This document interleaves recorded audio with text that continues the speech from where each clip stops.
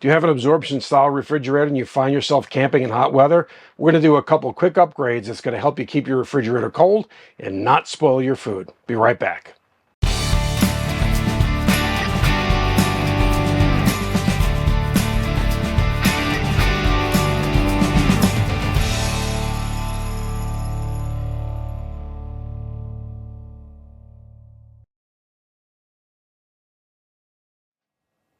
So if you followed this channel for a bit, you know that we've traveled for the past 3 years in an Alliance fifth wheel. Now this year we have a different, smaller RV that we've been doing some different things with. In the fifth wheel, we have a residential style refrigerator. It's a standard compressor style, in fact, one that you would find in your home. It runs off of alternating current AC, 110 volts, and it keeps the food very, very cold, much like your refrigerator at home does. Keeps the stuff in the freezer very, very cold. When we're on shore power, we run it on AC. When we are traveling or boondocking, we have a couple lithium-ion batteries, some solar panels, and a 2,000-watt inverter to keep that going as we travel. No issue with that at all. That refrigerator's been great, knock on wood, if there's wood near someplace. In this Lance, we have a absorption style refrigerator, and this is the first time we've ever had one of these, and there's a bit of a learning curve. And the difference in an absorption style refrigerator is it doesn't inject cold air in, it extracts hot air out and warm air out. And it does so by actually generating heat in the back and running ammonia through some coils that takes the warm air out of the refrigerator. And that causes its own set of heat, and that's heat that you have to exhaust out. And so we're going to show you something that we've done that actually helps do that. And it's made really quite a dramatic difference. Initially, when we first got this rig, we bought a little Beech Lane interior fan that goes inside of the RV. And the whole idea is to keep that some airflow running around. You want to make sure that, you've got some airflow so you don't have any hot spots in there. Then there's some best practices you can do around keeping, food away from the edges, keeping it off of the fins in the back, making sure that you've got some good airflow. And so we've done that, and that's helped. But the thing that's really helped is the exhaust fan. So we reached out to Beech Lane, and they were kind enough to send us an exhaust fan for the exterior. And they also had a new fan that they introduced that they were kind enough to send. And this is similar to this one, except, hang on a second, let me get that right, except that, that is right, now it's right, except that this uses regular D batteries. Now, I did buy some rechargeable lithium batteries. This actually has an internal battery itself that can be charged and actually has multiple speeds. So we want to thank Beech Lane for sending that. So what we're going to do is show you the installation that we did, give you some, specifications or some temperature readings that we found with the fans and how that actually cooled it off. Now, with our RV, we had a little bit of an issue installing it just because the installation kit that comes with it was actually meant for not a different style refrigerator, but different style vents. And because this RV is, only 25 feet, those vents in this Norcold refrigerator are a little bit smaller than standard. So we had to come up with an ingenious way to do that. So let's take you through it, the installation, and then take you through some of the results. We will put links to each one of these products in our Amazon store. And just to let you know, as of this recording, we've been having an issue with our Amazon store. We're working with them to get that resolved. So we'll put a link to our store, so in case when you watch this video, it's back up, or in the case where it's not back up by the time you watch this video, we'll put a link to the Amazon products in a standard Amazon store for that. So hope you enjoy this, and let's take you through it. Okay, as we get started, let's show you what's in this box here, and it's got everything required to install and to mount and connect. And so these are actually IP65 rated fans, which means they have some impervious water protection. And so that's what we're going to be installing on the top vent. Now, there's two ways you can do this. One is you can blow air in, and you would do that on the bottom vent, and then you can do the other way to evacuate air out. We think it's going to be more beneficial to evacuate air out just based on feeling the top of these two. And I'll actually do a measurement here and show you what that looks like. This is your control box, and what's nice about this is that you can set this up for whatever temperature and the percent fan that you want it to run when that fan comes on. So you can either run it all full time, which I wouldn't think you'd want to do that just based on you know, using battery, and you can set it for, like I said, you've got capability for running percentage of fan, and then when it comes on temperature wise. So we're gonna play around with that and see what the best option is. So you can kind of see what that looks like there. And integrated into this also has a temperature sensor, because that's what's going to sense the temperature itself, and that's going to be helpful. So when it gets super hot, you've got a little sticky back, so we'll have to find a place to mount it in there, and then you know, a connection point. And of course you've got your instructions on how not to blow up your RV refrigerator, which, you know, is always a possibility. No, really, we're just going to tie this into the 12-volt section of the refrigerator itself. So anyway, let's get started with that, and I'll show you the vents here and what that looks like, and we'll take a temperature readings now. It's not super hot right now. It's about 78 degrees here in Denver, and of course very dry, but again, we know that it's going to get pretty warm, and we do know that right now we're mooch-stocking at our daughter and son-in-law's house, and this side of the rig actually faces west. Get a little bit of shade from the trees, but there's a couple periods in the late afternoon where it gets pretty hot. So let's check out the vents that we have and show you what we got going on there. So here's the bottom vent with or really the bottom compartment with the vent cover removed, and this is a 12 volt that we're going to get access to right here, plus and minus here. Then the top vent is up here.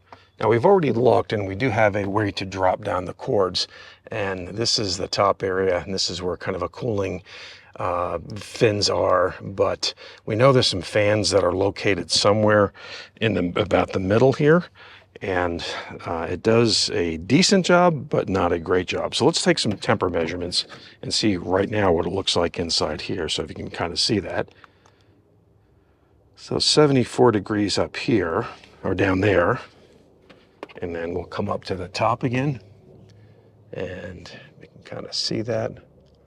I'm having a hard time seeing it with the sun here. And yeah, quite a bit different. That's on the cooling fins. Let's go to the air over here.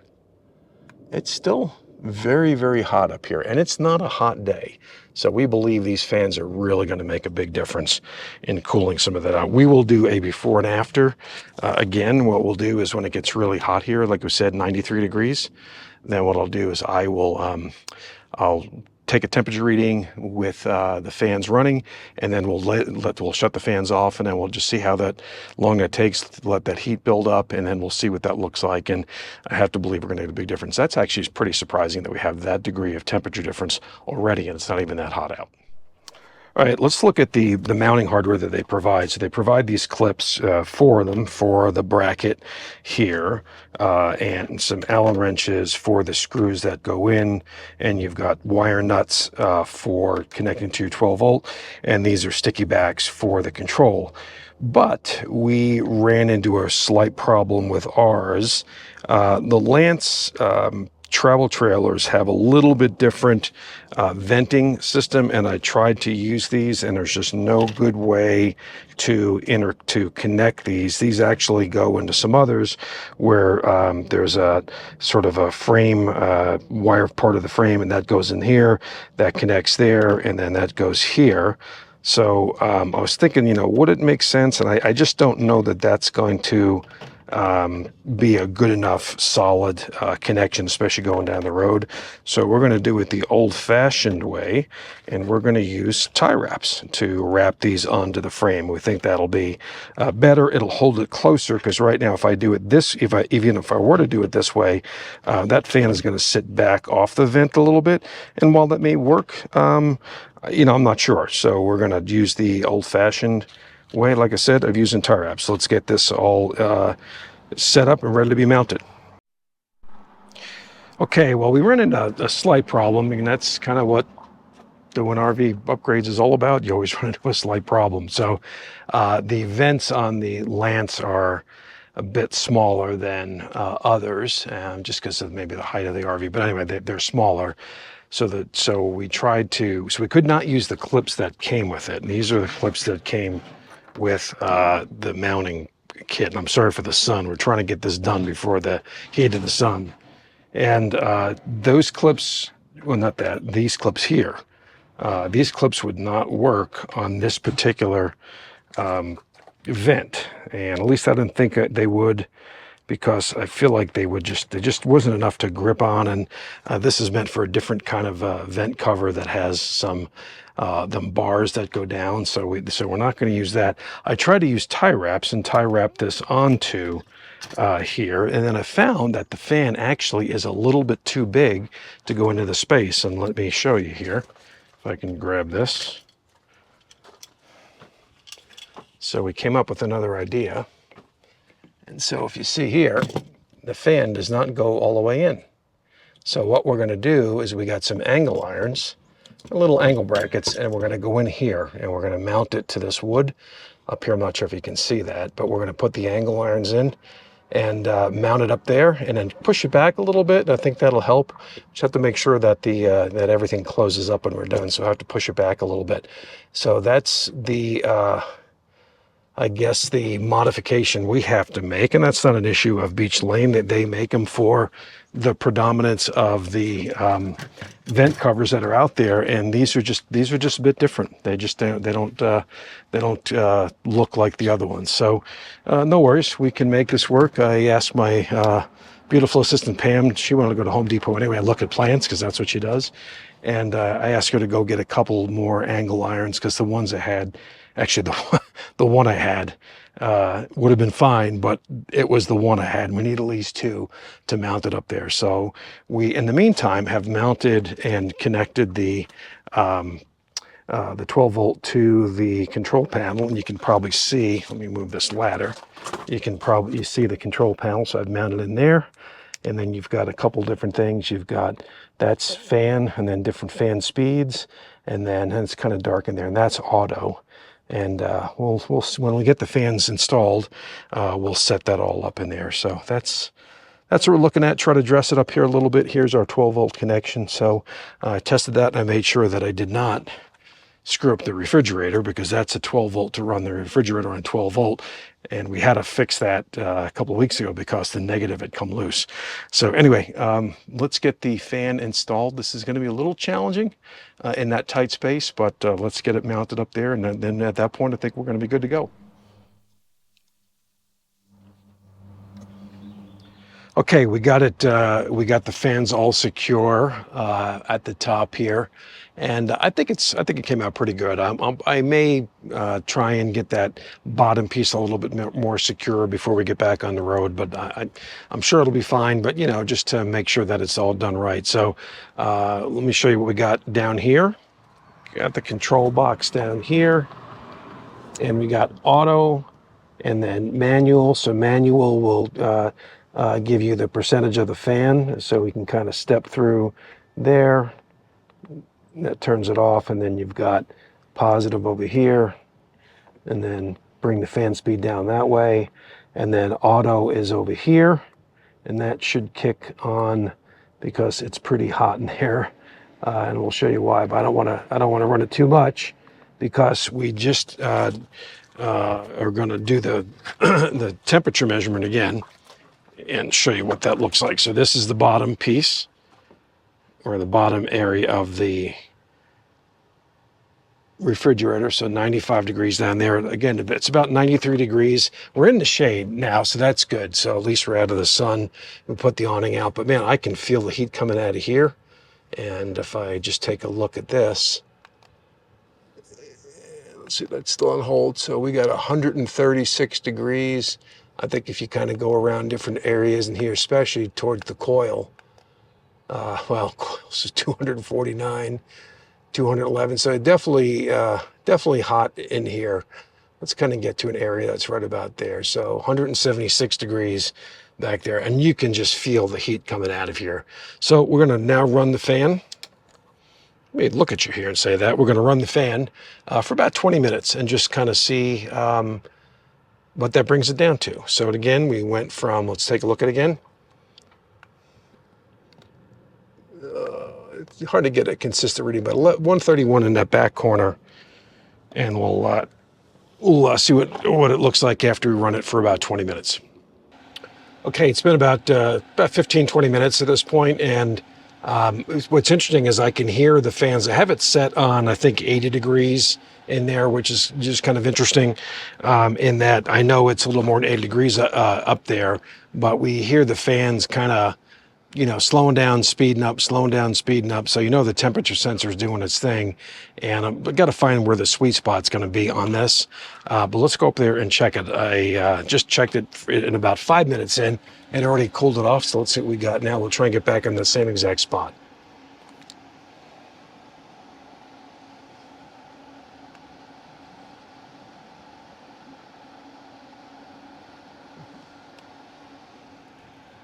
Yeah, so it's cooled it down to, says about, 110 to 108 degrees. If you know anything about absorption refrigerators, which I know very little, but I do know that getting the heat, out of there is really so good for it to make sure that it cools better inside. So, yeah, I would say it's a success. If you have a Lance trailer, it was a little bit more complicated because as I said, the screens were different than what the clips were designed for. And so, Beech Lane, if you're listening, you might want to take a look at that as well.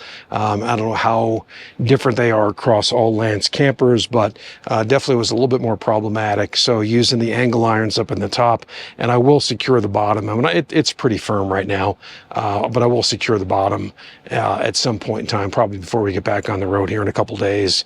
And I think it's a success, and you just want to be careful that you're not going to, run your battery down with them. I mean, I don't think they take very much power, and I'll keep it on probably the highest setting, just to, just to make sure that we're not getting, burning too much battery. So I will leave a link below for where you can get these products, and the only affiliation we have with Beech Lane is that they provided this product for us. As I mentioned before, we purchased the one in the RV. In the refrigerator, and so I think the combination of those two, just getting air moving, getting air evacuated, is really a good thing. So I want to thank Beech Lane for helping us with this, and hopefully this was a helpful video. And especially if you're a Lance owner, then again, the installation was a little bit more complicated, but lo and behold, we got it done. So thanks again.